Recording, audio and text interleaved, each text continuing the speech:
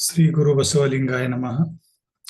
ಜೀವನ ದರ್ಶನ ವೇದಿಕೆಯ ಅಡಿಯಲ್ಲಿ ಶ್ರಾವಣ ಮಾಸದ ಪ್ರಯುಕ್ತವಾಗಿ ಆಯೋಜನೆಗೊಂಡಿರುವಂತಹ ಬಸವಾದಿ ಶರಣರ ವಚನಗಳ ಆಧಾರದ ಅಂಗ ಮತ್ತು ಲಿಂಗದ ಸಂಬಂಧದ ಸಖಿಲೆಗಳು ಎನ್ನುವ ಈ ಅನುಭವ ಸರಣಿಯಲ್ಲಿ ಪಾಲ್ಗೊಂಡಿರುವಂತಹ ಎಲ್ಲ ಶರಣ ತಂದೆ ತಾಯಿಗಳ ಪವಿತ್ರ ಆತ್ಮಕ್ಕೆ ಶರಣು ಶರಣಾರ್ಥಿಗಳು. ಶರಣ ಬಂಧುಗಳೇ, ಇಲ್ಲಿಯವರೆಗೆ ಬಸವಾದಿ ಶರಣರ ವಚನಗಳಲ್ಲಿ ಅಂಗ ಮತ್ತು ಲಿಂಗಕ್ಕೆ ಸಂಬಂಧಿಸಿದಂತಹ ವಚನಗಳ ಜಾಡನ್ನು ಹಿಡಿದು ವಚನಕಾರರು ರಚಿಸಿರುವಂತಹ ಸಖಿಲೆಗಳನ್ನು, ಆ ಸಖಿಲೆಗಳೊಳಗೆ ಇರುವಂತಹ ತಾತ್ವಿಕ ಪದಗಳ ಅರ್ಥವನ್ನ ಅತ್ಯಂತ ವೈಚಾರಿಕ ಮತ್ತು ವೈಜ್ಞಾನಿಕ ನೆಲೆಯಿಂದ ಅರಿತುಕೊಂಡು ಬಂದ ಮೇಲೆ ಸಖಿಲೆಗಳು 36, 96, 108, 216 ಹೀಗೆ ವಿವಿಧ ರೀತಿಯಾದಂತಹ ತತ್ವಗಳ ಆಧಾರದ ಮೇಲೆ ಅಂಗ ಲಿಂಗದ ಸಖಿಲೆಗಳು, ತಾತ್ವಿಕ ವಿಷಯದ ಸಖಿಲೆಗಳು, ಚಕ್ರಗಳ ಆಧಾರವಾಗಿಟ್ಟುಕೊಂಡಂತಹ ಸಖಿಲೆಗಳು, ಭಕ್ತ ಮಹೇಶ ಶರಣ ಪ್ರಾಣಲಿಂಗಿ ಹೀಗೆ ಶಟಸ್ಥಲಗಳನ್ನ ಆಧಾರವಾಗಿಟ್ಕೊಂಡಿರುವಂತಹ ಸಖಿಲೆಗಳನ್ನ ನಾವೆಲ್ಲ ನೋಡ್ತಾ ಬಂದಿದ್ದೀವಿ. ಅವೆಲ್ಲ ಸಖಿಲೆಗಳ ಅಂತಿಮ ಗುರಿ ಏನಾಗಿತ್ತು ಅಂತಂದ್ರೆ, ಅಂಗ ಅಂದ್ರೇನು, ಲಿಂಗ ಅಂದ್ರೇನು, ಈ ಅಂಗವನ್ನ ಚೇತನದಾಯಕವಾಗಿ ಇಟ್ಟಿರುವಂತಹ ಆ ಚೇತನ, ಅದುವೇ ಲಿಂಗ ಅನ್ನುವಂಥದ್ದು. ಸರಿ, ಅಂಗದ ಒಳಗೆ 3 ರೀತಿಯಾದಂತಹ ಅಂಗಗಳು, ಸ್ಥೂಲ, ಸೂಕ್ಷ್ಮ, ಕಾರಣ ಅಂತೇಳಿ. ಈ 3 ಅಂಗಗಳ ಮೂಲಕವಾಗಿ ಆ ಲಿಂಗವನ್ನ ಹೇಗೆ ಅರಿತುಕೊಳ್ಳುವುದು ಅನ್ನುವಂಥದ್ದು ಬಸವಾದಿ ಶರಣರ ಪ್ರಮುಖ ಪ್ರಶ್ನೆಯಾಗಿತ್ತು. ಈ ಲಿಂಗವನ್ನ, ಈ ಜಗದ ಚೇತನಾ ಶಕ್ತಿ ಬಸವಾದಿ ಶರಣರಿಗಿಂತಲೂ ಪೂರ್ವದಲ್ಲಿ ಬೇರೆ ಬೇರೆ ಹೆಸರುಗಳಿಂದ ಅದು ಕರೆಸಿಕೊಳ್ತಾ ಇತ್ತು. ಅದು ದೇವರು, ವಿಷ್ಣು, ಬ್ರಹ್ಮ, ಮಹೇಶ್ವರ, ಸದಾಶಿವ ಹೀಗೆ ಬೇರೆ ಬೇರೆ ಹೆಸರುಗಳಿಂದ ಕರೆಸಿಕೊಳ್ತಾ ಇರುವಂತ ಆ ಒಂದು ಹರ, ಹರಿ ಈ ರೀತಿದ್ದಂತಹ ಪದಗಳಿಗೆ ಅವುಗಳ ಲಕ್ಷಣಗಳನ್ನೆಲ್ಲವನ್ನು ಸ್ವೀಕರಿಸಿ ಬಸವಾದಿ ಶರಣರು ಅದರ ಮೂಲ ಸ್ವರೂಪಕ್ಕೆ ಹೊಂದುವಂತ ಒಂದು ಹೆಸರನ್ನು ಕೊಡ್ತಾರೆ, ಅದೇ ಲಿಂಗ ಅಂತೇಳಿ. ಆ ಲಿಂಗವನ್ನ, ಈ ಅಂಗ ಅರಿತುಕೊಳ್ಬೇಕಾದಾಗ ಬೇರೆ ಬೇರೆ ಕಾಲಘಟ್ಟದಲ್ಲಿ, ಅಂದ್ರೆ ಬಸವಾದಿ ಶರಣರ ಭೌತಿಕ ವಿಕಾಸದ ಹಂತದಲ್ಲಿ ಅದು ಪ್ರಾರಂಭದಲ್ಲಿ ದೇವರ ರೂಪದಲ್ಲಿ, ನಂತರ ಬೆಳಕಾಗಿ,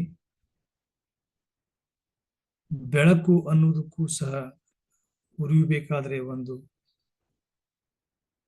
ದ್ರವ್ಯ ಬೇಕಾಗ್ತದೆ.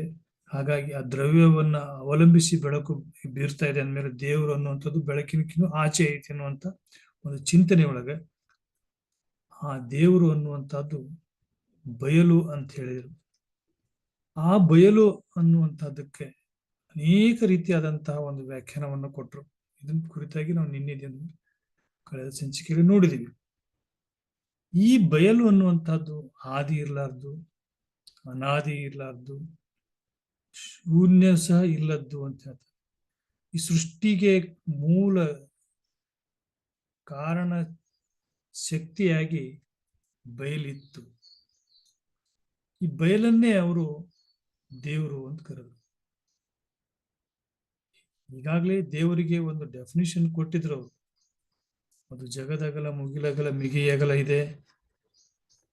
ಅದಕ್ಕೆ ಅಪ್ರತಿಮ, ಅಪ್ರಮಾಣ, ಅಗೋಚರ ಈ ರೀತಿಯಾದಂತಹ ಒಂದು ವ್ಯಾಖ್ಯೆಗಳನ್ನು ನೀಡಿದ ಮೇಲೆ ಅವೆಲ್ಲ ವ್ಯಾಖ್ಯೆಗಳಿಗೆ ಸರಿ ಹೊಂದುವಂತ ಪದನೇ ಬಯಲು. ಈ ಬಯಲಿನ ಕುರಿತಾಗಿ ಅರ್ಥೈಸ್ತಾ ಹೋದಾಗೆ ಹಾಗಾದ್ರೆ ಈ ಬಯಲು ಅನ್ನುವಂಥದ್ದು ಏನೂ ಇಲ್ಲ ಅನ್ನುವಂಥ ಸ್ಥಿತಿಗೆ ಹೋಗಿ ತಲುಪ್ತೈತಲ್ಲ. ಏನೂ ಇಲ್ಲದಿಂದ ಎಲ್ಲವೂ ಆಗಿದೆ ಅನ್ನುವಂಥದ್ದಕ್ಕ ನಿಲುವಿಗೆ ಬರಬೇಕಾದ್ರೆ ಆ ಏನೂ ಇಲ್ಲದನ್ನ ಹೇಗೆ ಅರ್ಥೈಸ್ಕೊಳ್ಳೋದು? ನಿರಾಕಾರವಾಗಿರೋದನ್ನ ಸಾಕಾರಕ್ಕಾಗಿ ತಂದು ಕೊಟ್ಟಾಗ ಜನಸಾಮಾನ್ಯರಿಗೆ ಅರ್ಥ ಆಗ್ತೈತಿ. ಆ ಕಾರಣಕ್ಕಾಗಿನೇ ಇಷ್ಟಲಿಂಗ ಅನ್ನುವಂಥ ಒಂದು ಪರಿಕಲ್ಪನೆಯನ್ನ ಬಸವಾದಿ ಶರಣರು ಜಾರಿಗೆ ತಂದರು. ಮೂಲತಃ ಇಷ್ಟಲಿಂಗ ಅನ್ನುವಂಥದ್ದು ಸಾಕಾರ ರೂಪದಲ್ಲಿರುವಂತ ಒಂದು ದ್ರವ್ಯ. ಆದ್ರೆ ಅದು ಏನನ್ನ ಪ್ರತಿನಿಧಿಸುತ್ತಂದ್ರೆ ನಿರಾಕಾರವಾಗಿರುವಂತ ಬಯಲನ್ನ ಪ್ರತಿನಿಧಿಸುತ್ತೆ. ಇಲ್ಲೇ ಬಹಳಷ್ಟು ಗೊಂದಲ ಉಂಟಾಗಿರುವಂತಹದ್ದು. ಈ ಲಿಂಗಾಯತರೇತರರಿಗೆ ಸಮಸ್ಯೆ ಇರೋದೇ ಇಲ್ಲೇ. ಅರೆ ನಿಮ್ ದೇವರಿಗೆ ಯಾವುದೇ ಆಕಾರ ಇಲ್ಲ, ಯಾವುದೇ ರೂಪ ಇಲ್ಲ ಅಂತ ಹೇಳುವಂತವ್ರು ಆಕಾರ ಮತ್ತು ರೂಪ ಇರುವಂತಹ ಒಂದು ಮೂರ್ತಿಗೆ ನೀವು ದೇವ್ರು ಅಂತೀರಲ್ಲ, ಹಾಗಾಗಿ ನೀವು ಸಹ ಸ್ಥಾವರವನ್ನ ಪೂಜಿಸಿದ ಹಾಗೆ ಅನ್ನುವಂತಹ ಒಂದು ಸಾಮಾನ್ಯ ಮಾತುಗಳನ್ನ ಎಲ್ಲ ಈ ಲಿಂಗ ಪೂಜಕರು, ಲಿಂಗಾಯತರು, ಬಸವ ಧರ್ಮಿಗಳು ಕೇಳ್ತಾರೆ.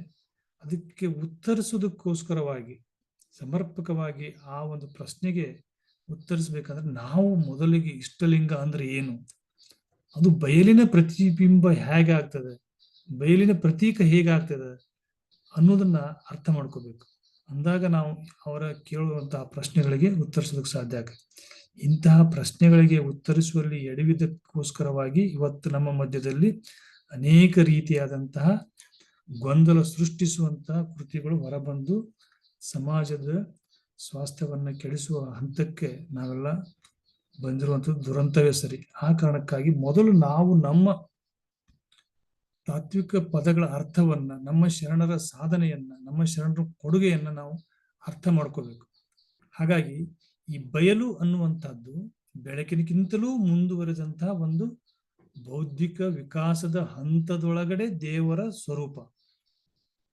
ಬಯಲಿನ ಆಚಿನ ಹೋಗ್ತಾರೆ ಶರಣರು, ಬಯಲನ್ನು ಸಹ ಮೀರಿ ಹೋಗ್ತಾರೆ.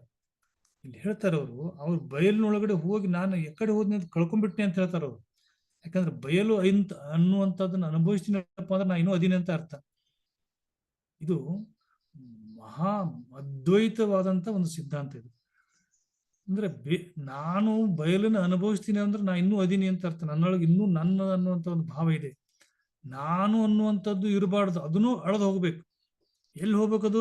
ಆ ಬಯಲಿನೊಳಗೆ ಲೀನ್ ಆಗ್ಬೇಕು. ಅದನ್ನೇ ಇಲ್ಲಿ ಷಣ್ಮುಖ ಶಿವಗಳು ಹೇಳ್ತಾರೆ ನೋಡ್ರಿ.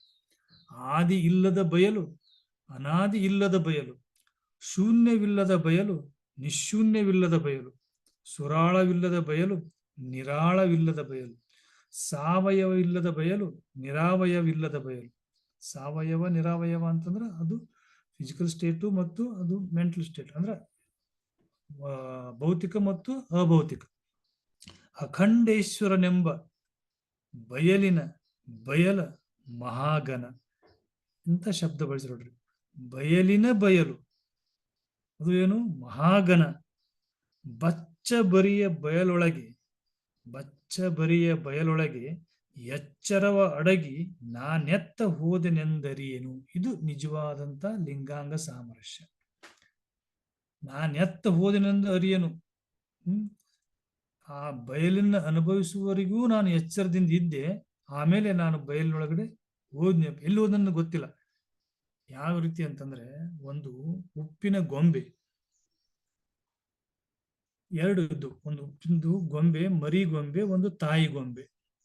ಆ ಮರಿ ಗೊಂಬೆ ತಾಯಿ ಗೊಂಬೆಗೆ ಕೇಳ್ತಂತ, ಅಮ್ಮ ನಾನು ಸಮುದ್ರ ನೋಡಿ ಬರ್ತೀನಿ ಅಂತೇಳಿ. ಯಾವುದು? ಎರಡು ಉಪ್ಪಿನ ಗೊಂಬೆಗಳೇ. ಅವಾಗ ಆ ತಾಯಿ ಗೊಂಬೆ ಹೇಳ್ತೈತಿ, ಬೇಡಮ್ಮ, ಸಾಗರದೊಳಗೆ ಹೋದ್ರೆ ನಿನಗೆ ಹೊಳ್ಳಿ ಬರಕ್ಕಾಗೋದಿಲ್ಲ, ನೋಡಕ್ ಇಲ್ಲಿದ್ದು ನೋಡುವಂತ. ಇಲ್ಲಮ್ಮ ನಾನು ನೋಡ್ಬೇಕಾಗೈತಿ, ಸಾಗರದಾಗ ಹೋಗಿ ನೋಡಿ ಬರ್ತೀನಿ ಅಂತೇಳಿ ಸಾಗರದೊಳಗ ಉಪ್ಪಿನ ಮರಿ ಗೊಂಬೆ ಇಳಿತಂತ. ಏನಾಗುತ್ತದು? ನೋಡೋದಕ್ಕೆ ಹೋಗಿ ಸಾಗರದೊಳ ಜೊತೆಗೆ ಲೀನಾಗಿ ಹೋಗ್ಬಿಡುತ್ತೆ. ಹಾಗೆ ಒಬ್ಬ ಸಾಧಕ ಬಯಲನ್ನು ಅನುಭವಿಸ್ತೀನಿ ಅಂತ ಹೋದವ, ಬಯಲನ್ನು ದರ್ಶಿಸ್ತೀನಿ ಅಂತ ಹೋದವನು ಬಯಲಿನೊಳಗಡೆ ಲೀನ್ ಆಗ್ಬೇಕು. ಎಷ್ಟು ಸ್ಪಷ್ಟವಾಗಿ ಹೇಳ್ತಾರೆ ನೋಡ್ರಿ. ಬಚ್ಚ ಬರಿಯ ಬಯಲೊಳಗೆ ಎಚ್ಚರವ ಅಡಗಿ ನಾನೆತ್ತ ಹೋದೆನೆಂದರಿಯೇನು. ಇದು ನಿಜವಾಗಿಯೂ ಇಷ್ಟಲಿಂಗದ ಪರಿಣಾಮ, ಇಷ್ಟಲಿಂಗದ ಅಂತಿಮ ಗುರಿ. ನಾವು ಏನು ಪೂಜಿಸ್ತಾ ಇದ್ದೀವಲ್ಲ, ಅದು ಪೂಜಿಸುವಂತಹ ಕೈಯೊಳಗಿನ ಇಷ್ಟಲಿಂಗ ಸ್ಥಾವರ ಇರುತ್ತೆ. ಆ ಸ್ಥಾವರ ಮರೆಯಾಗಿ ಅಲ್ಲೇನಾಗ್ಬೇಕಪ್ಪ ಅಂದ್ರೆ ಬಯಲಿನೊಳಗ ನಮ್ಮ ತನ ಅಂದ್ರೆ ನಾನು ಅನ್ನುವಂತ ಅಹಮಿಕೆ, ನಾನು ಅನ್ನುವಂತ ಅಂಗ ಆ ಲಿಂಗದ ಜೊತೆಗೆ ಲೀನಾಗಿ ಹೋಗ್ಬೇಕು. ಇದು ನಿಜವಾದ ಬಯಲನ್ನ ಸೇರುವಂಥದ್ದು. ಇಂಥ ಅನೇಕ ವಚನಗಳೊಳಗ ಶರಣರು ಇದನ್ನ ಅನುಭವಿಸಿದ್ದನ್ನ ಹೇಳ್ತಾ ಹೋಗ್ತಾರ ಅವ್ರು.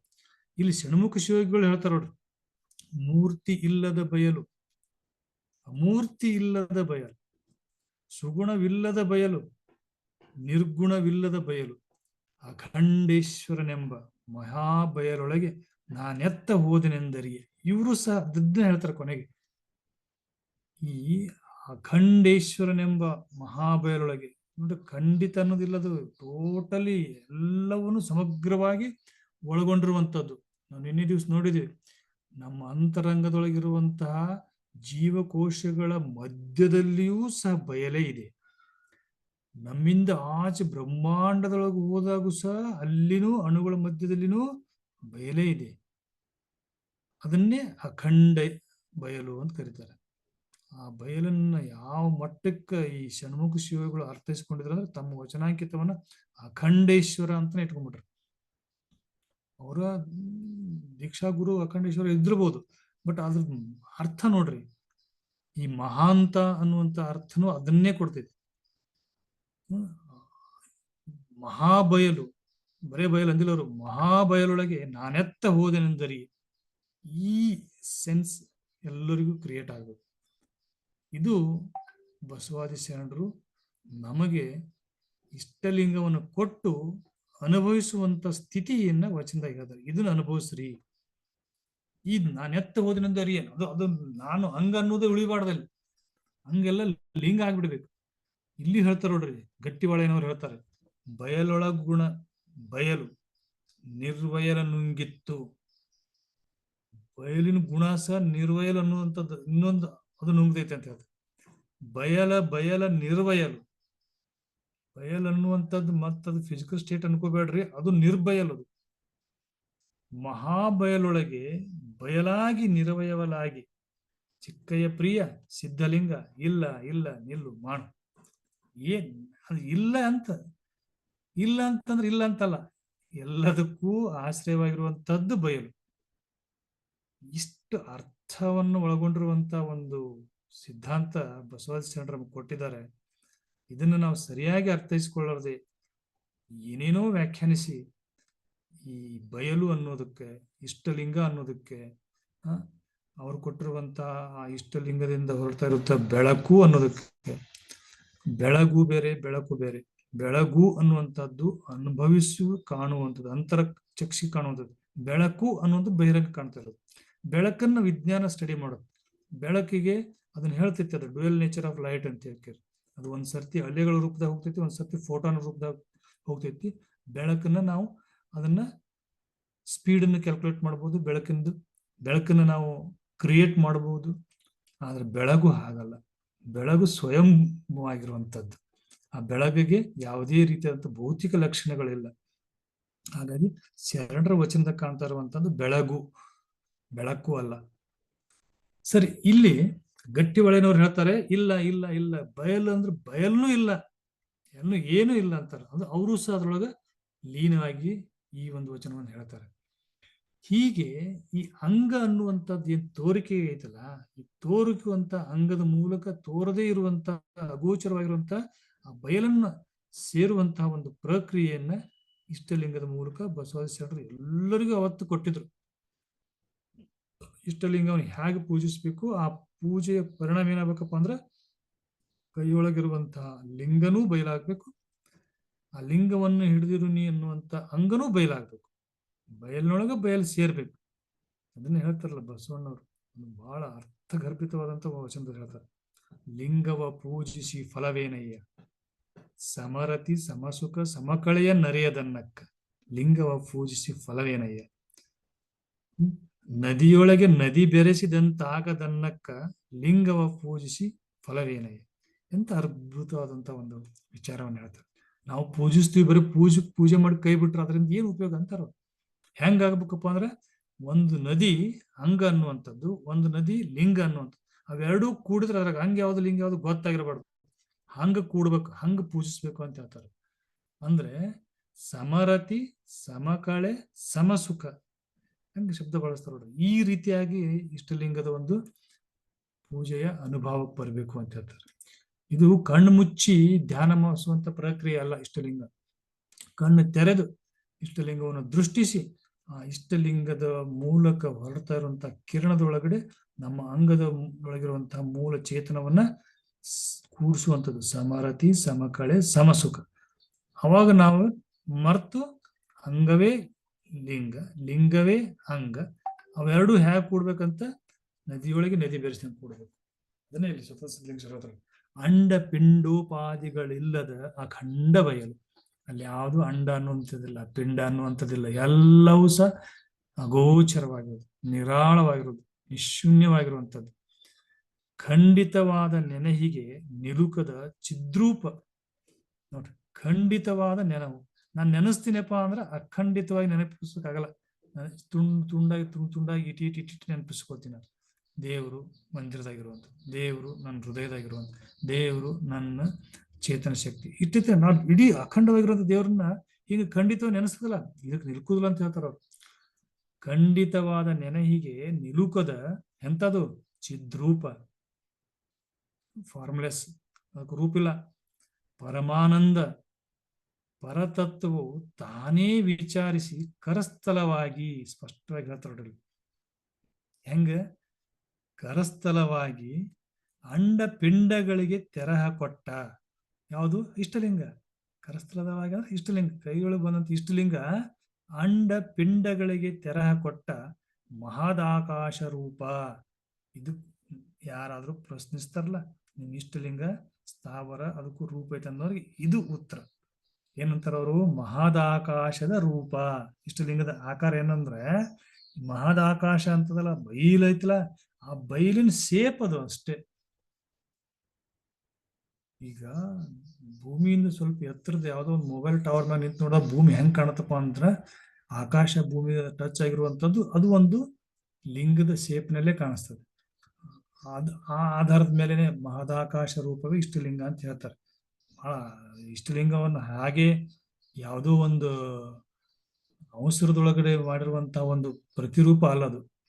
ಬಹಳ ಅದ್ಭುತವಾದಂತಹ ಕಾನ್ಸೆಪ್ಟ್, ಬಹಳ ವಿಚಾರ ಮಾಡಿಕೊಂಡೇ ಬಸವಣ್ಣನವರು ಅದನ್ನ ರೂಪಿಸ್ತಾರೆ. ಅದು ಇಷ್ಟಲಿಂಗದ ರೂಪ ರಚನೆ ಹೇಗಾಯ್ತು, ಅದನ್ನ ವಿಚಾರ ಹೇಗೆ ಬಂತು ಅನ್ನೋದನ್ನ ಮತ್ತೊಂದು ಅವಧಿಯೊಳಗೆ ನೋಡೋಣ. ಇದು ನಾನು ಹೇಳ್ಬೇಕಾಗಿರೋ ಮುಖ್ಯ ಉದ್ದೇಶ ಏನಪ್ಪಾ ಅಂದ್ರೆ, ಈ ಬಯಲನ್ನು ಅರಿತುಕೊಳ್ಬೇಕಾದ್ರೆ ನಮಗ್ ಸಾಧನೆ ಯಾವ್ದಂದ್ರೆ ಇಷ್ಟಲಿಂಗ. ನಮ್ಮ ನಿಜ ಗುರು ಸ್ವತಂತ್ರ ಸಿದ್ಧಲಿಂಗೇಶ್ವರನು ಅಂತ ಹೇಳ್ತಾರೆ. ಈಗ ಐದಕ್ಕೆ ಮಾರೇನವ್ರು ಸಹ ಹೇಳ್ತಾರೆ, ಒಂದ ಬಿಟ್ಟು ಒಂದ ಕಂಡ ಹೆನೆಂದಡೆ ಅದು ಕಾಣಬಾರದ ಬಯಲು. ಈ ಹಂಗ ಬೇಡ, ನಾವು ಡೈರೆಕ್ಟ್ ಆಗಿ ನಾನು ಲಿಂಗನ ನೋಡ್ಕೋತೀನಿ ಅಂತಂದ್ರೆ ಗೊತ್ತಾಗೋದಿಲ್ಲ. ಅಂಗದ ಮೂಲಕ ಲಿಂಗವನ್ನು ನೋಡ್ಬೇಕು, ಅಂಗವನ್ನ ಅಳಿಬೇಕು, ಲಿಂಗ ಒಂದಗಡೆ ಉಳಿಬೇಕು. ಇದಕ್ಕೊಂದು ಇತ್ತೀಚೆಗೆ ಬಹಳ ಬ್ಯೂಟಿಫುಲ್ ಆಗಿ ಒಂದು ಉದಾಹರಣೆ ಕೊಡ್ತಾರೆ. ಒಂದು ಸ್ಯಾಟಲೈಟ್ ಅನ್ನ ಅದ್ರ ನಿಗದಿತ ಕಕ್ಷೆಗೆ ತಲುಪಿಸ್ಬೇಕಾಗಿತ್ತಂದ್ರೆ ಒಂದು ಸ್ಯಾಟಲೈಟ್ ಲಾಂಚಿಂಗ್ ವೆಹಿಕಲ್ ಅಂತ ಯೂಸ್ ಮಾಡ್ತಾರೆ, ರಾಕೆಟ್ ಅನ್ನು. ಆ ರಾಕೆಟ್ ಒಳಗಡೆ ಏನ್ ಮಾಡ್ತಾರೆ ಅಂದ್ರ 3 ಸ್ಟೇಜಸ್ 4 ಸ್ಟೇಜಸ್ ಅಂತ ಇರ್ತದೆ. ಅಂದ್ರೆ ಒಳಗಡೆ ಇಂಧನವನ್ನು ತುಂಬಿರ್ತಾರೆ. ಆ ಮೊಟ್ಟ ಮೊದಲಿಗೆ ಭೂಮಿಯಿಂದ ಗುರುತ್ವಾಕರ್ಷಣೆಯ ವಿಮೋಚನಾ ವೇಗದಿಂದ ದಾಟಿ ಹೋಗ್ಬೇಕಾದಾಗ ಅದಕ್ಕೆ ಉರಿ ಹಚ್ತಾರೆ. ಅದು ಏನ್ ಮಾಡುತ್ತೆ, ಮೊದಲನೇ ಹಂತದೊಳಗ ಇಂಧನವನ್ನು ತುಂಬಿರುವಂತ ಒಂದು ಕಂಟೈನರ್ ಉರಿತೈತಿ. ಉರಿದು ಮೇಲ್ ತಗೊಂಡ್ ಹೋಗ್ತೈತೆ ರಾಕೆಟ್ ಅನ್ನ. ತಗೊಂಡ್ ಹೋದ್ಮೇಲೆ ತನ್ನೊಳಗಿರೋ ಇಂಧನ ಖಾಲಿ ಆಯ್ತಪ್ಪ ಅಂದ್ರೆ ಅಲ್ಲಿಂದ ಡಿಟ್ಯಾಚ್ ಆಗಿಬಿಡುತ್ತೆ, ಬಿದ್ದು ಬಿಡ್ತೈತೆ. ಬೀಳೋ ಹೊತ್ನ್ಯಾಗ ಆ ಮುಂದಿನ ಕಂಟೈನರ್ದಲ್ಲಿರುವಂತ ಇಂಧನಕ್ಕೆ ಅದು ಉರಿ ಹಚ್ಚಿ ಮತ್ತೆ ಅದನ್ನ ಮುಂದೆ ಹೋಗೋಂಗ್ ಮಾಡ್ತೈತಿ. ಮತ್ತೆ ಅದು ಮುಂದೆ ಹೋಗ್ತಾ ಅದು ತನ್ನೊಳಗೆ ಇಂಧನ ಅದು ಏನ್ ಮಾಡ್ತದಂದ್ರೆ ತಂದು ಅಲ್ಲಿಂದ ಡಿಟ್ಯಾಚ್ ಆಗಿ ಅದು ಕಳಚಿ ಬೀಳ್ತೈತಿ. ಹೀಗೆ ಹೋಗಿ ಕೊನೆಗೆ ಗುರುತ್ವಾಕರ್ಷಣ ಶಕ್ತಿ ಅಂದ್ರೆ ಎಷ್ಟು ರೇಂಜ್ ಅದ ಅಂತ ದಾಟಿದ ಮೇಲೆ ಅದು ಏನ್ ಮಾಡ್ತಪ್ಪ ಅಂದ್ರೆ ಕಕ್ಷೆಗೆ ಲಾಸ್ಟ್ನೇದ್ದು ಆ ಸ್ಯಾಟಲೈಟ್ ಅನ್ನ ಪುಷ್ ಮಾಡಿಬಿಡ್ತೈತಿ. ಪುಷ್ ಮಾಡಿದ್ಮೇಲೆ ಅವಾಗ ಅವೆಲ್ಲ ಲಾಂಚಿಂಗ್ ವೆಹಿಕಲ್ಸ್ ಏನ್ ಇರ್ತಾವಲ್ಲ, ಪ್ರೊಫೆಲರ್ಸ್, ಅವೆಲ್ಲವೂ ಸಮುದ್ರದೊಳಗೆ ಬೀಳ್ತಾವ. ಇದನ್ನ ಯಾಕೆ ಹೇಳ್ತಂದ್ರೆ ಇಷ್ಟಲಿಂಗ ಅನ್ನುವಂಥದ್ದು ಹಾಗೆ ಮೊದಲಿಗೆ ಗೋಚರಿಸ್ತದ. ಸಾಧಕ ಇಷ್ಟಲಿಂಗದ ಮೇಲೆ ದೃಷ್ಟಿಯನ್ನ ನೀಡ್ತಾ ಅದನ್ನ ಸಾಧನೆಯ ಹಂತವನ್ನು ಏರ್ತಾ ಏರ್ತಾ ಹೋದಾಗ ಆ ಒಂದು ಸ್ಥಾವರದ ರೂಪ ಕಳಚಿಗೋಂತ ಹೋಗ್ತೈತಿ. ಸ್ಥಾವರದ ಅಂದ್ರ ಆ ಆಕಾರ ಕಳಚಿಗೋಂತ ಹೋಗಿ ಅದು ಬೆಳಕಿನೊಳಗ ಫಸ್ಟಿಗೆ ಬಯಲಾಗ್ತದೆ. ಆ ಬೆಳಕುನೂ ಸಹ ನಾವು ದೃಷ್ಟಿಸ್ತಾ ನಿಂತಾಗ ಬಯಲಾಗ್ಬಿಡುತ್ತೆ. ಅಂಗಸ ಇರೋದಲ್ಲ, ಅದು ಎಂತ ಸ್ಟೇಜ್ ಅಪ್ಪ ಅಂತಂದ್ರೆ ಅದು ದೇಹದ ತೂಕ ಇಲ್ಲದ ಭಾರರಹಿತ ಸ್ಥಿತಿಯನ್ನ ಅನುಭವಿಸ್ತಾನೆ ಅವಾಗ. ಹಾಗೇನೆ ಅಲ್ಲಿ ಇಷ್ಟಲಿಂಗನೂ ಇಲ್ಲ, ನಾನೂ ಇಲ್ಲ, ಏನೇನು ಇಲ್ಲದ ಸ್ಥಿತಿ, ಅದೇ ಬಯಲಿನ ಸ್ಥಿತಿ. ಹೇಳ್ತಾರಲ್ಲಿ, ಒಂದರಲ್ಲಿ ಸೆಲೆ ಸಂದು ಹಿಂಗದ ಭಾವ ನೆಲೆಗೊಂಡಲ್ಲಿ ಅಮರೇಶ್ವರ ಲಿಂಗವು ತಾನೇ, ಅದು ಬೇರೆ ಇಲ್ಲ, ಅದು ನೀನೇ ಅಮರೇಶ್ವರ ಲಿಂಗ, ನೀನೇ ಆ ಬಯಲು ಅನ್ನುವಂಥದ್ದನ್ನು ಹೇಳ್ತಾರೆ. ಇದು ಬಯಲನ್ನ ಸಾಕಾರ ಮಾಡ್ಕೋಬೇಕಾದಾಗ ಬಯಲಿನ ಅನುಭವ ಮಾಡ್ಬೇಕಾಗಿದೆ. ಜಸ್ಟ್ ಹಂಗ ಬಯಲೈತಿ ಎಲ್ಲ ಕಡೆ, ನಮ್ಮ ಅಂಗದಾಗೂ ಬಯಲೈತಿ, ಹೊರಗೂ ಬಯಲೈತಿ ಅಂತಂದ್ರೆ ಅದು ಅನುಭವಕ್ಕೆ ಬರ್ಬೇಕಲ್ಲ.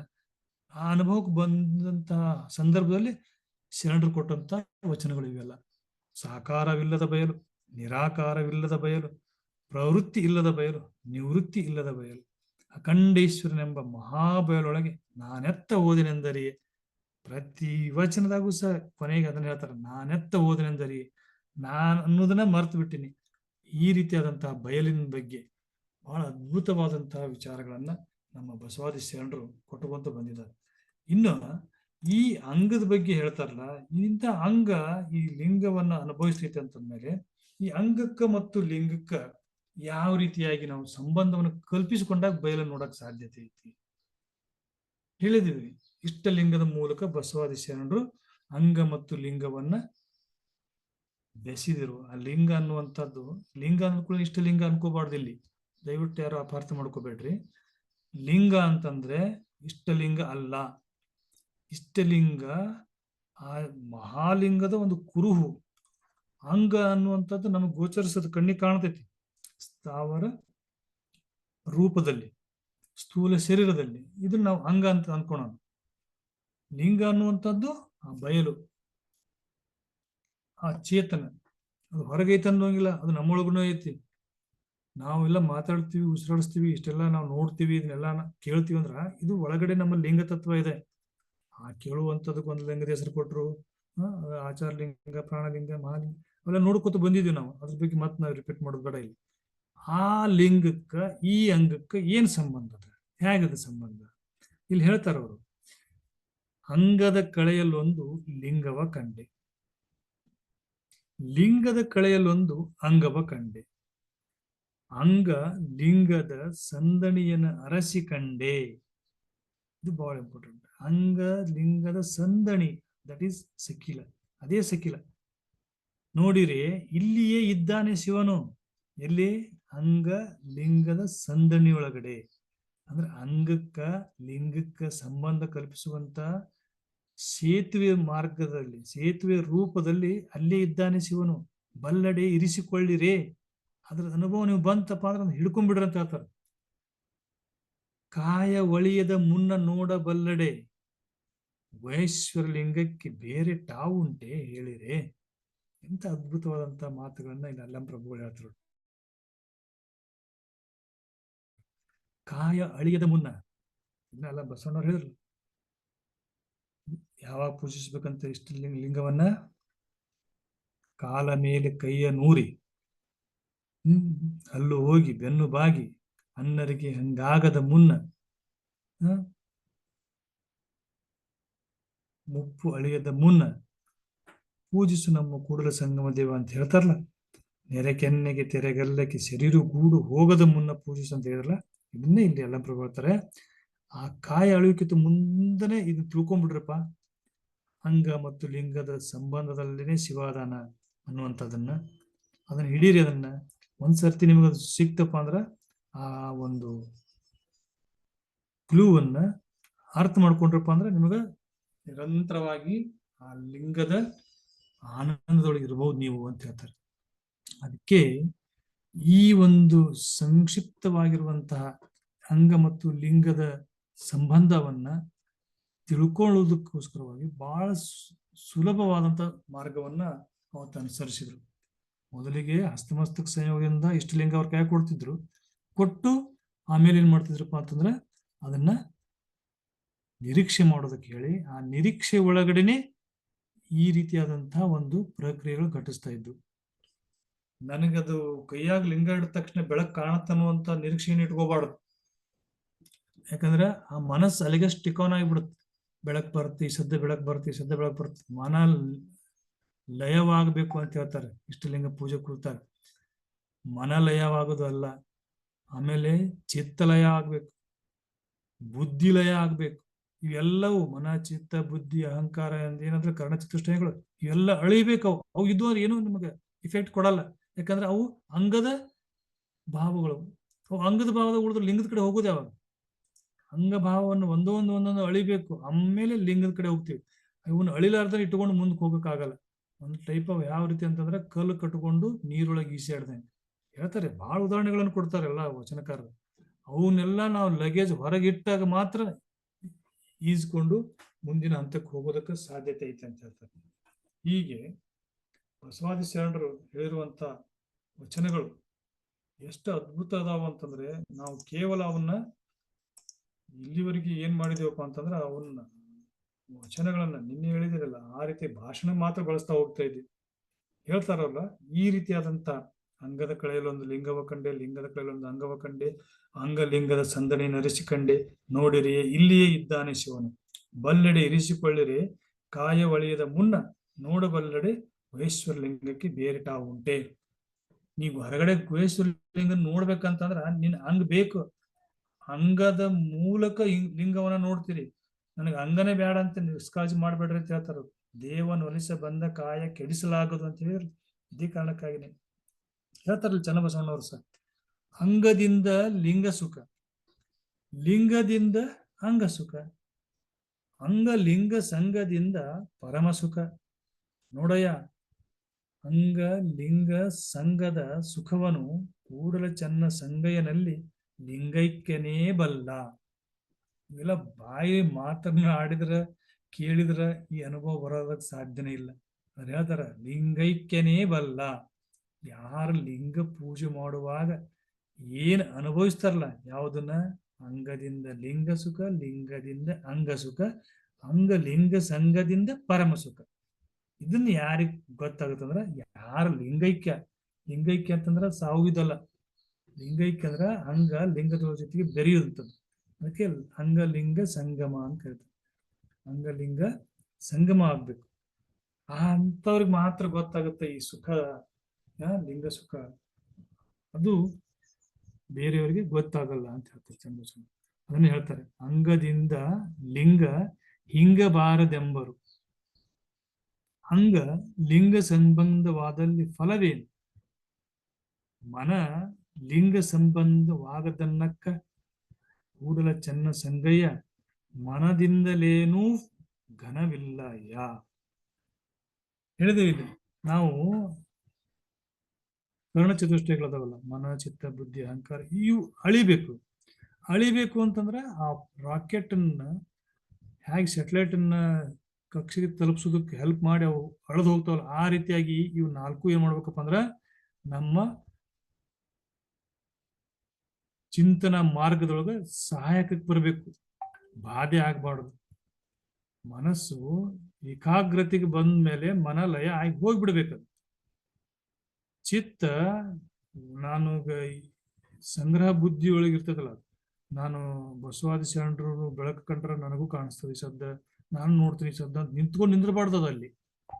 ಅದು ಹೋಗ್ಬಿಡ್ಬೇಕು. ಈ ಎಲ್ಲಾ ಜ್ಞಾನವನ್ನ ಸಂಗ್ರಹ ಮಾಡಿ ಇಟ್ಕೊಂಡಿರ್ತೈತಿ. ವಚನಗಳನ್ನು ಓದಿರ್ತೀವಿ, ವೇದಗಳನ್ನು ಓದಿರ್ತೀವಿ, ಉಪನಿಷತ್ತು ಓದಿರ್ತೀವಿ, ಬೈಬಲ್ ಓದಿರ್ತೀವಿ, ಪುರಾಣ ಓದಿರ್ತೀವಿ, ಭಗವದ್ಗೀತೆ ಓದಿರ್ತೀವಿ, ಅದ್ವೈತ ಓದಿರ್ತೀವಿ, ಉಪನಿಷತ್ತು ಓದಿರ್ತೀವಿ. ಎಲ್ಲ ಓದಿದ್ಮೇಲೆ ಅವೆಲ್ಲ ತಿಳುವಳಿಕೆ ಏನಾಯ್ತಂದ್ರೆ ಚಿತ್ತದೊಳಗೆ ಸಂಗ್ರಹ ಆಗಿರ್ತಿರ್ತದೆ.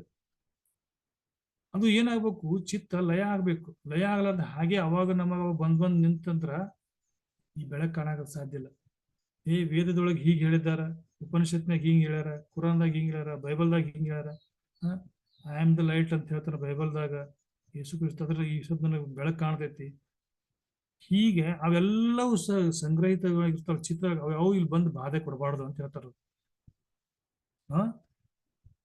ಅವು ಏನ್ ಮಾಡ್ಬೇಕಪ್ಪ ಅಂದ್ರ ಇದಕ್ಕ ಪಾಸಿಟಿವ್ ಆಗಿ ಅಂದ್ರೆ ನನಗೆ ಇಷ್ಟು ಜ್ಞಾನ ಇತ್ತು, ಆ ಜ್ಞಾನ ಸಾಕೀಗ ನನಗೆ ಅನುಭವಕ್ಕೆ ಬೇಕು ಅಂತ ಜ್ಞಾನ ಲಯ ಆಗಿಬಿಡ್ಬೇಕು. ಬುದ್ಧಿ ಅಲ್ಲಿ ವಿಮರ್ಶೆ ಮಾಡಕ್ ಕೂಡಬಾರ್ದು. ಈ ಬೆಳಕು ಕಂಪೇರ್ ಮಾಡಕ್ ಹೋಗ್ಬಾರ್ದು. ಇದು ಎಂತ ಬೆಳಕು, ಇದು ಈ ಬೆಳಕನ್ನ ಆರ್ಟಿಫಿಷಿಯಲ್ ಆಗಿ ಪ್ರೊಡ್ಯೂಸ್ ಮಾಡಕ್ ಸಾಧ್ಯತೆ ಐತೇನು? ಇಂತಹ ಚಿಂತನಾತ್ಮಕವಾದಂತಹ ತಾರ್ಕಿಕವಾದಂತಹ ಬುದ್ಧಿನೂ ಇರಬಾರ್ದಲ್ಲಿ, ಅದನ್ನು ಲಯ ಆಗ್ಬೇಕು. ಇವೆಲ್ಲವೂ ಲಯ ಆದಾಗ ಮಾತ್ರ ಆ ಅಂಗಲಿಂಗದ ಸಂಬಂಧದಿಂದ ಲಿಂಗ ಸುಖ ಕಾಣೋದಕ್ಕೆ ಸಾಧ್ಯತೆ ಐತಿ. ಇಲ್ಲಿ ಹೇಳ್ತಾರಲ್ಲ, ಅಂಗ ಸಂಗಿಯಾದವಂಗೆ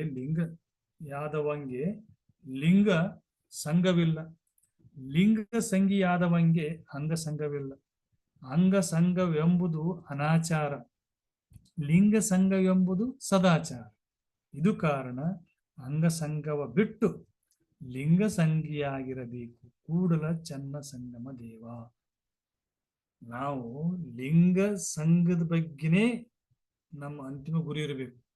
ಅಂಗ ಸಂಘದ ಬಗ್ಗೆನೇ ಹೇಳ್ತಾರಲ್ಲ, ಹೆಣ್ಣಿಗಾಗಿ ಸತ್ತವರು ಕೋಟಿ, ಮಣ್ಣಿಗಾಗಿ ಸತ್ತವರು ಕೋಟಿ, ಹೊನ್ನಿಗಾಗಿ ಸತ್ತವರು ಕೋಟಿ, ನಿನಗಾಗಿ ಸತ್ತವರು ಒಬ್ಬರು ಕಾಣೆ ಗುಹೇಶ್ವರ ಅಂತಾರಲ್ಲ. ಈ ನಮ್ದು ಅಂಗ ಸಂಘಕ್ಕಾಗಿನೇ ಇರಬಾರ್ದು, ಲಿಂಗ ಸಂಘದ ಕಡೆ ನಮ್ಮ ಒಲವು ಇರಬೇಕು ಅಂತ ಹೇಳಿ. ಅಂಗದ ಮೇಲೆ ಲಿಂಗ ಸಂಬಂಧವಾದ ಬಳಿಕ ಪ್ರಾಣದ ಮೇಲೆ ಜ್ಞಾನ ನಿರ್ಧಾರವಾಯಿತು ನೋಡ. ಒಳ ಹೊರಗೆಂಬ ಉಭಯವು ಏಕಾರ್ಥವಾಯಿತು ಗುಹೇಶ್ವರ ನಿಮ್ಮ ನೆನೆದೆನಾಗಿ. ನಮ್ಮ ಕೊರಳೊಳಗಡೆ ಇಷ್ಟಲಿಂಗ ಬಂತಪ್ಪ ಅಂದ್ರ, ಅಂಗದ ಮೇಲೆ ಲಿಂಗ ಬಂತು ಅಂತಂದ್ಮೇಲೆ ಪ್ರಾಣದ ಮೇಲೆ ಜ್ಞಾನ ನಿರ್ಧಾರ ಆಗ್ಬೇಕು. ಒಳ ಹೊರಗೆಂಬ ಉಭಯ ಏಕಾರ್ಥ, ಒಳಗ ಹೊರಗ ಅನ್ನುವಂಥ ಭಾವ. ಅಂದ್ರೆ ಈ ಹೊರಗಡೆ ನಾನು ಇಷ್ಟಲಿಂಗ ಕಟ್ಕೊಂಡಿಲ್ಲ ಅಂತಂದ್ರೆ ನನ್ನ ಇಷ್ಟಲಿಂಗ ಹೊರಗೈತಿ ಅನ್ನುವಂಥ ಭಾವ ಇರಬಾರ್ದು. ನನ್ನ ಒಳಗಡೆ ಚೇತನ ಐತಿ, ನಾನು ಹೊರಗಡೆ ಇಷ್ಟಲಿಂಗ ಮೂಲಕ ನಾನು ಒಳ ಹೊರ ಅನ್ನೋದು ಭೇದ ಭಾವ ಇರಬಾರ್ದು. ಅವೆಲ್ಲವೂ ಒಂದಾಗ್ಬೇಕು. ಅವಾಗ ಮಾತ್ರ ಏನಪ್ಪಾ ಅಂದ್ರ ಆ ಬೆಳಕು, ಆ ಬಯಲು, ಆ ಘನ, ಮಹಾಲಿಂಗ ಏನ್ ಹೇಳ್ತಾರಲ್ಲ, ಇವೆಲ್ಲದರದ ಅನುಭವ ನಮಗ ಉಂಟಾಗೋಕೆ ಸಾಧ್ಯ ಆಗ್ತದೆ. ಹೀಗೂ ಇನ್ನೂ ಅನೇಕ ವಿಚಾರಗಳಿದ್ದಾವು. ಆದ್ರೆ ಇವತ್ತಿನ ಈ ಒಂದು ಅಂಗ ಮತ್ತು ಲಿಂಗದ ಕುರಿತಾಗಿರುವಂತ ವಿಚಾರವನ್ನ ಇಲ್ಲಿಗೆ ಮುಗಿಸ್ತಾ, ನಾಳೆ ದಿವಸ ಇದನ್ನ ಮುಂದುವರಿಸಿ ಇಷ್ಟಲಿಂಗದ ಮೂಲಕ ಈ ಅಂಗ ಮತ್ತು ಲಿಂಗಗಳನ್ನ ಹೇಗೆ ನಾವು ಸಮೀಕರಿಸಬಹುದು. ಈ ಅಂಗ ಮತ್ತು ಲಿಂಗವನ್ನ ಕೇವಲ ಬೌದ್ಧಿಕ ಉಪದೇಶಿಸುವುದಕ್ಕಾಗಿರುವಂತ ತತ್ವ ಅಲ್ಲ, ಇದು ಬಹಳ ಅರ್ಥವಾಗಿರುವಂತದ್ದು. ಎಲ್ಲಿವರೆಗೆ ಕೇವಲ ಇದನ್ನ ಉಪದೇಶದ ತತ್ವ ಅಂತೇಳಿ ನಾವು ಇಟ್ಕೊಂಡು ಕೂಡ್ತೀವಿ, ಅಲ್ಲಿವರೆಗೂ ಬಸವಾದಿ ಶರಣರ ಕಾರ್ಯ, ಬಸವಾದಿ ಶರಣರು ಕೊಟ್ಟರಂತ ಕೊಡುಗೆ, ಅವ್ರು ಏನ್ ಮಾಡಿದ್ರು ಕಲ್ಯಾಣದಾಗ ಅನ್ನೋದು ಅರ್ಥ ಆಗುವುದೇ ಇಲ್ಲ. ಇದು ಪ್ರಾಯೋಗಿಕಕ್ಕೆ ಇಳಿಬೇಕು. ಪ್ರಾಯೋಗಿಕಕ್ಕೆ ಇಳಿದಾಗ ಮಾತ್ರ ಅಂಗಲಿಂಗ ಸಂಬಂಧ, ಬೆಳಕು, ಬಯಲು, ಘನ, ಚಿದ್ಘನ ಇವೇನ್ ಪದಗಳದಾವಲ್ಲ, ಎಲ್ಲ ಪದಗಳ ಒಂದು ಅರಿವು ಉಂಟಾಗ್ತದೆ. ಆ ಕಾರಣಕ್ಕಾಗಿ ತಮ್ಮೆಲ್ಲರಲ್ಲಿ ಕಳಕಳಿಯಿಂದ ಕೇಳ್ಕೊಳ್ಳುವಂಥದ್ದು ಏನಂದ್ರೆ, ಇಷ್ಟಲಿಂಗ ಪೂಜೆಯ ಒಳಗೆ ಪಾಲ್ಗೊಳ್ರಿ. ಇಷ್ಟಲಿಂಗದ ಮೂಲಕ ಎಷ್ಟು ಸಾಧ್ಯ ಆಗುತ್ತೋ ಅಷ್ಟು ದಿನನಿತ್ಯ ಅದನ್ನ ಶ್ರದ್ಧೆಯಿಂದ ಮಾಡ್ತಾ ಹೋದಾಗ 12ನೇ ಶತಮಾನದ ಬಸವಾದಿ ಶರಣರು ಕಂಡುಕೊಂಡಂತ ಬೆಳಕು ನಾವು ಕಾಣೋದಕ್ಕೆ ಸಾಧ್ಯತೆ ಐತಿ ಅಂತ ಹೇಳ್ತಾ, ಇಲ್ಲಿಯವರೆಗೆ ಈ ಅಂಗಲಿಂಗ ಸಂಬಂಧದ ಸಕ್ಕಿಲೆಗಳ ಕುರಿತಾಗಿ ಅನುಭವ ನೀಡೋದಕ್ಕೆ ಅವಕಾಶ ಮಾಡಿಕೊಟ್ಟಂತ ಎಲ್ಲ ಶರಣ ತಂದೆ ತಾಯಿಗಳಿಗೆ ವಂದಿಸ್ತಾ 12 ವಿಚಾರಗಳಿಗೆ ವಂದನೆ ಹೇಳ್ತೀನಿ. ಸರ್ವರಿಗೂ ಶರಣಾರ್ಥಿಗಳು.